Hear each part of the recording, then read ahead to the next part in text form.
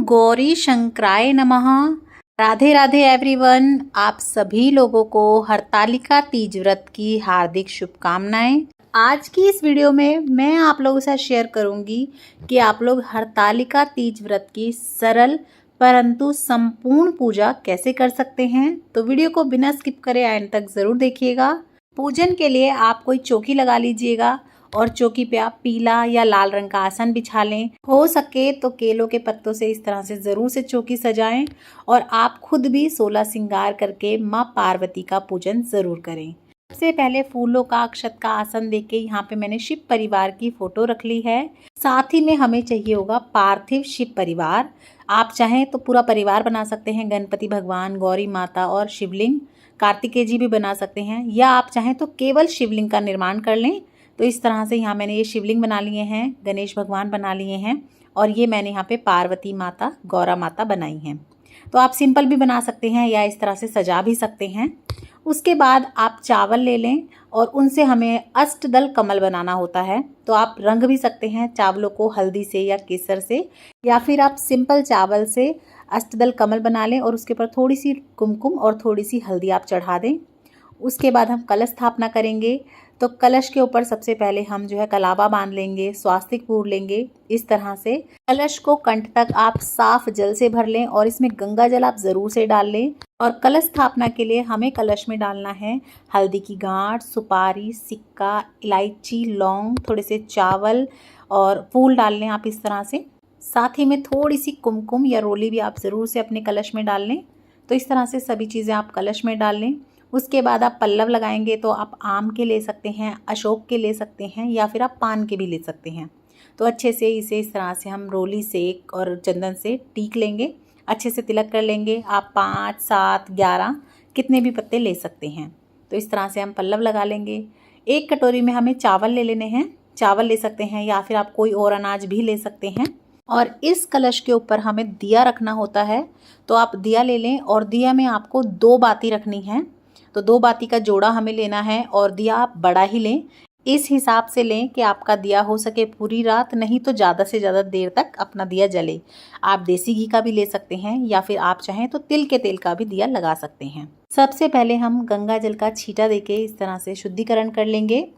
उसके बाद हम अपनी जोत जोड़ेंगे और हाथ जोड़ के निवेदन करेंगे माता गौरा से, भगवान भोले शंकर से, गणपति जी से, सभी देवी देवताओं से कि वे आएँ और हमारी आज की पूजा में, हरतालिका तीज की पूजा में उपस्थित हों और हमारी पूजा स्वीकार करें। सर्वप्रथम जल अभिषेक के लिए हम साफ जल लेंगे, इसमें आप थोड़ा गंगा जल डाल लें।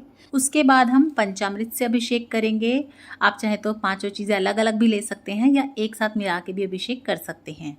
इसके बाद आपको फिर से शुद्ध जल से अभिषेक कराना है। इस तरह से हरतालिका तीज व्रत का पूजन सबसे पहले माता पार्वती ने किया था भगवान भोलेनाथ को पति स्वरूप में पाने के लिए। माता पार्वती ने जंगल से ही सामग्री एकत्रित करके जो है भगवान भोलेनाथ का पूजन किया था, उन्हें प्रसन्न किया था और पति रूप में भी पाया था। सुहागन महिलाएं और कुंवारी कन्या दोनों ही इस व्रत को करती हैं। सुहागन स्त्रियां अपने पति की दीर्घ आयु, अच्छे स्वास्थ्य और सुहाग के लिए इस व्रत को करती हैं। वहीं कुंवारी कन्याएं अच्छे घर वर के लिए इस व्रत को करती हैं। तो सभी को हम अच्छे से तिलक कर देंगे, अपने दिए को, कलश को, सभी को आप अच्छे से तिलक कर लें।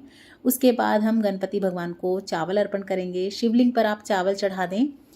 आपके चावल जो हैं वो टूटे हुए ना हों, आप इस बात का ध्यान रखें। उसके बाद भगवान गणपति को वस्त्र रूपी कलावा अर्पण कर देंगे।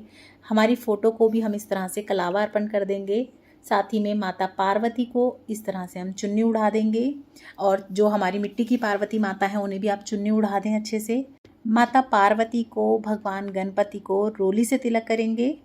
भगवान गणपति को जनेऊ अर्पण कर देंगे। अगर आपके पास जनेऊ नहीं है तो आप कच्चे सूत से भी जनेऊ बना के अर्पण कर दें। भगवान भोलेनाथ को जनेऊ अर्पण कर देंगे। अगर आपको लाल गुड़हल का फूल या गुलाब का फूल मिल जाए तो गणपति भगवान को, माता पार्वती को ज़रूर से अर्पण कर दें। नहीं तो आप जो भी फूल आपको आसानी से मिलते हैं वो अर्पण कर दें। भगवान भोलेनाथ को आप बेलपत्र ज़रूर से अर्पण करें। तो इस तरह से चंदन से तिलक कर दें बेलपत्र पे, और इस तरह से जो चिकनी साइड होती है वो शिवलिंग पे टच करते हुए आप इस तरह से अर्पण कर दें। आप 5, 7 कितने भी अर्पण कर सकते हैं। बेलपत्र, धतूरा, धतूरे के फूल, आंकड़े, आंकड़े के पत्ते, शमी पत्ते, कनेर के फूल, भगवान भोलेनाथ की जो भी पसंद की चीज़ें होती हैं वो सभी आप भगवान भोलेनाथ को अर्पण कर दें। तो इस तरह से हम भगवान भोलेनाथ की सभी प्रिय चीज़ें उनको अर्पण कर देंगे। हो सके तो सफ़ेद रंग के फूल अर्पण करें। तो अच्छे से भगवान भोलेनाथ का पूजन कर लेंगे। उसके बाद हम अपनी जोत का भी पूजन कर लेंगे। आप अपने दिए को, कलश को, सभी को फूल अर्पण कर दें। उसके बाद हम चने चढ़ा देंगे। तो ये भीगे हुए चने होते हैं, ये भी आज के दिन ज़रूर से चढ़ाए जाते हैं। तो सभी भगवानों पर इस तरह से आप ये चने चढ़ा दें। माता पार्वती को सुहाग की सामग्री भेंट करेंगे। तो आप हो सके उतनी जो है सुहाग की चीज़ें ले लें, 5, 7 या पूरा 16 श्रृंगार भी आप ले सकते हैं। खुद भी आपको पूरे 16 श्रृंगार करने हैं और माता पार्वती को भी आपको श्रृंगार का सामान चढ़ाना है। तो आपकी फ़ोटो हो या जो आपने मिट्टी से पार्वती माता बनाई हो, जो जो भी चीज़ आप उन्हें चढ़ा सकते हैं, उनका श्रृंगार कर सकते हैं, तो उन्हें ज़रूर चढ़ाएं। थोड़ी चूड़ी चढ़ा दें, मेहंदी लगा दें, रोली लगा दें, महावर लगा दें। इस तरह से आप उनका श्रृंगार कर दें। आप गुलाल ज़रूर से अर्पण करें। सभी को इस तरह से हम गुलाल अर्पण कर देंगे। साथ ही में बाबा भोलेनाथ का श्रृंगार करें। आप उन्हें अबीर ज़रूर से अर्पण करें, अच्छे से उनका भी श्रृंगार करें, माता पार्वती का भी श्रृंगार करें।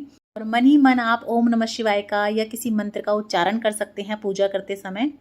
उसके बाद हम इत्र लगा देंगे। तो आप इस तरह से जनेऊ पे इत्र लगा सकते हैं और माता रानी की चुन्नी पर, पोशाक पर इत्र लगा सकते हैं, या फिर आप रुई के छोटे छोटे टुकड़े लेके उन पे इत्र लगा के वो भी अर्पण कर सकते हैं। तो इस तरह से हम इत्र लगा देंगे, अच्छे से उनका श्रृंगार कर लेंगे। उसके बाद हम उन्हें भोग लगाएंगे। तो भोग में आप कोई भी मिठाई ले सकते हैं, घर पर आप कुछ भी बना सकते हैं, पकवान बना सकते हैं। कुछ फलों का भोग लगाएंगे और हो सके तो आप फलों में आज के दिन ककड़ी या खीरा ज़रूर से रखें। अपने हिसाब से आप 5 फल, 7 फल जो भी है वो पूजा में अर्पण करें, भगवान को भोग लगाएं। उसके बाद आप अपना कुछ भी सिंदूर दान, सिंदूरा जो भी आपके पास हो, या फिर आप नया भी ले सकते हैं, वो आप पहले पार्वती माता को चढ़ाएंगे। तो आप हो सके तो आज के दिन ज़रूर से अपना सिंदूर दान ज़रूर से पूजा में भी रखें, पहले माता पार्वती के चरणों में रखें। और अगर नई आप ले रहे हैं, कोई डिब्बी वगैरह नया लाए हैं, तो आप माता रानी का पहले उससे श्रृंगार करें, उसके बाद उसे आप यूज़ करेंगे, ताकि माता रानी का जिस तरह से अटल सुहाग है, माता रानी आपको भी आशीर्वाद दे, आपका भी अटल सुहाग हो। उसके बाद हम धूप दिखा देंगे। तो अच्छे से यहाँ पे हम धूप दिखा देंगे। साथ ही में आप कुछ दक्षिणा ज़रूर से निकालें। तो अपनी यथाशक्ति अनुसार जो संभव हो आप वहाँ पे दक्षिणा ज़रूर से निकालें। उसके बाद हरतालिका तीज की कथा सुनी जाती है। तो कथा सुनने के लिए आप 1 लोटा जल ले लें और अपने लोटे के ऊपर आप कलावा बांध लें, इस तरह से तिलक कर लें। अपने सीधे हाथ में कुछ दाने ले लें, फूल ले लें और यहीं पर बैठकर हम कथा सुनेंगे। कुछ जगह पर ये कथा चने लेके सुनी जाती है, तो आपके यहाँ पे जैसा होता हो आप उस हिसाब से कथा सुन लें। कथा की वीडियो मैं अलग से दे दूंगी आपको। अगर इसी वीडियो में हम कथा भी सुनेंगे तो वीडियो बहुत लंबा हो जाएगा। कथा का वीडियो आपको चैनल पे भी मिल जाएगा और लिंक आपको डिस्क्रिप्शन बॉक्स में भी मिल जाएगा, तो वहाँ से भी आप सुन सकते हैं। तो कथा सुन लें। कथा सुनने के बाद ये जो आपने हाथ में दाने और फूल लिए हैं वो थोड़े से आप अपने लोटे में डाल दें अर्घ देने के लिए, और थोड़े से दाने आप माता पार्वती को चढ़ाएं प्रार्थना करते हुए, जैसे माता रानी का अटल सुहाग है वो आपको भी आशीर्वाद दें कि आपका भी सुहाग भाग अटल रहे। हरतालिका तीज व्रत में हवन का विशेष महत्व होता है, तो यहीं पर आप हवन कर लें। तो आप अंगारी या करसी लेकर हवन कर सकते हैं, या आप कपूर पे भी कर सकते हैं। मीठा से, सामग्री से इस तरह से आप हवन कर लें अच्छे से। उसके बाद जो भी आपने भोग प्रसाद चढ़ाया हो वो भी इस तरह से जो है आप अपनी हवन में इस तरह से भोग लगा दें, जल का छींटा दे दें। इस तरह से आप जो है अच्छे से हवन कर लें। इसके बाद हम आरती करेंगे। तो आप या तो अलग से दीपक जला लें या फिर आप कपूर से आरती कर लें, पर जो आपके कलश के ऊपर दीपक है आपको उसे नहीं उठाना है, आप अलग से ले सकते हैं, या आप इस तरह से कपूर आरती भी कर सकते हैं। और कपूर आरती से आपकी जो है पूजा संपूर्ण होती है। तो आप कपूर से कर लें या दिया भी ले सकते हैं। तो प्रेम पूर्वक हम सर्वप्रथम भगवान गणपति की आरती कर लेंगे। उसके बाद आप भगवान भोलेनाथ की आरती कर लें, माता गौरा की आरती कर लें। तो प्रेम पूर्वक आप इस तरह से सभी की आरती कर लें। हाथ जोड़ के क्षमा याचना कर लें, प्रार्थना कर लें कि माता रानी कोई भूल चूक हो गई हो तो हमें माफ़ करना और हमारी प्रार्थना को, हमारी पूजा को स्वीकार करना। तो इस तरह से हम क्षमा याचना कर लेंगे। कुछ जगह पर पूजा के बाद माता रानी को श्रीफल यानी कि नारियल भेंट किया जाता है, तो आपके यहाँ पे करते हैं तो आप वो भी ज़रूर कीजिएगा। उसके बाद हम बायना निकालेंगे, तो आप साड़ी ले लें, उस पर आप सुहाग का सामान रख लें, 2-4 चीज़, और कुछ खाने का या फल वगैरह रख लें, मिठाई वगैरह रख लें, और ये आप अपनी सास को या किसी पंतानी वगैरह को दे सकते हैं पैर धो के। उसके बाद हम माता रानी से सुहाग लेंगे। तो इस तरह से पल्ले से आपको 5 बार 7 बार माता रानी के सिंदूर में से सिंदूर लेना होता है, मेहंदी में से मेहंदी लेनी होती है। इस तरह से आप माता रानी से सुहाग लें और ऐसे बोलें, हे माता रानी, जैसे आपका सुहाग अटल है ऐसे हमारा भी करना। तो इस तरह से आप जो है माता रानी से सुहाग ले सकते हैं। और आप जो भी माता रानी को सुहाग का सामान चढ़ाएंगे उसमें से एक आधी चीज़ आप अपने लिए भी रख सकते हैं, बाकी आप जो है मंदिर में दे के आ सकते हैं, दान कर सकते हैं। तो इस तरह से आप माता रानी से सुहाग ज़रूर से लें, उनकी बिंदी में से बिंदी लगाएं, मेहंदी में से मेहंदी लगाएं। तो इस तरह से आप अपना हरतालिका तीज का व्रत कर सकते हैं, पूजन कर सकते हैं। पूजन के बाद चौकी कब उठानी है, कैसे उठानी है, बची हुई सामग्री का क्या करें, संपूर्ण डिटेल में वीडियो आ चुकी है विसर्जन की, आप उसे भी जरूर देखिएगा। हरतालिका तीज व्रत कथा की वीडियो भी आपको चैनल पे मिल जाएगी और सभी वीडियोस का लिंक आपको डिस्क्रिप्शन बॉक्स में मिल जाएगा, या फिर आप चाहें तो चैनल पे विजिट भी कर सकते हैं। और वीडियो अगर आपको थोड़ी बहुत भी यूजफुल लगी हो तो ज्यादा से ज्यादा शेयर कीजिएगा अपने फ्रेंड्स एंड फैमिली के साथ, और इसी तरह की और वीडियोस देखने के लिए चैनल पर बने रहें। अभी तक सब्सक्राइब नहीं किया है तो प्लीज सब्सक्राइब कीजिए, लाइक शेयर कीजिए। ओम नमः शिवाय।